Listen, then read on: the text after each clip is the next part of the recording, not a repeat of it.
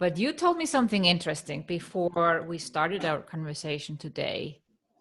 You are seeing hidden trauma come up more because now we have a global Yeah. trauma going on. Well, it's Mm-hmm. kind of being created in front of our eyes. Like we can feel it ourselves. Every single person in the world is affected, Yeah. and some are dealing better with it than others. What is coming up for your clients, and why do you say that this is the best time to heal your trauma? I'm so glad we're going there. I want to validate for those who are waking up and feeling like, just contracted and heavy and having anxiety. I know so many women right now, and many of them are therapists who are like, went on anxiety medication right now to help themselves cope. And there is nothing wrong with it. Mhm. And also there is an opportunity to recognize that the reason why maybe you're not using this quarantine time to learn Chinese or painting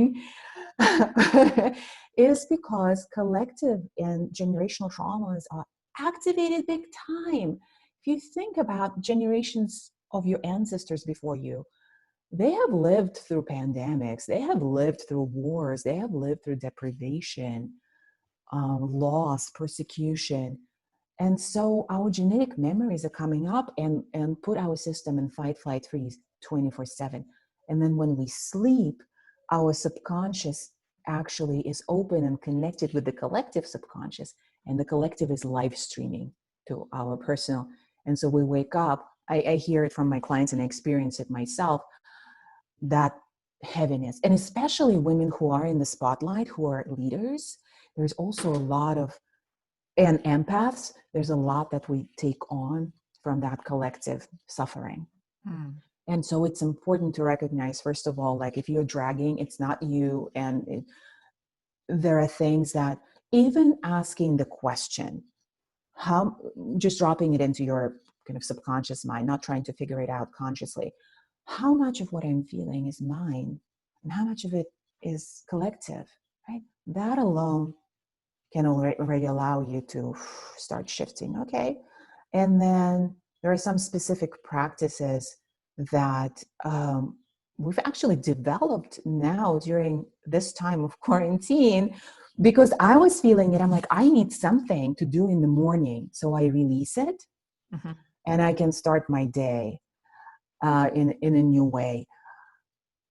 And it's been really life-changing. And I sometimes feel like a little, well, not bad. Like, I don't want to feel bad about feeling good, but it feels like, oh my gosh, I'm definitely in the minority about feeling good and thriving right now, because there's so much suffering, there's so much anxiety, there's so much fear for good reasons. But I'm also passionate about sharing this. It's possible to thrive now because that's our liberation. Like right now, the most recent live round of my program started literally the first week of quarantine for most countries. And some have been in quarantine already.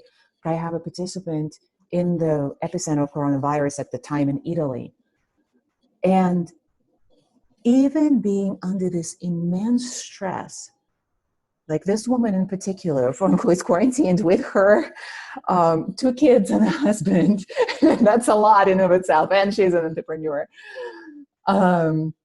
She is saying that she is now waking up feeling like there is more joy in her life, more connection with her husband. She's not like going crazy with her kids. And one of my clients just shared that she quadrupled her business, not out of the blue. Obviously, she had a business going Yeah. into this. But what this opportunity allowed her to do is to see those things that had been buried in the subconscious right here, right in front of her, to see how she was holding back, how she was playing it down, how she was playing small, and how she wasn't deeply connecting with her prospective customers, with her followers, because like she didn't feel worthy, et cetera, like many reasons.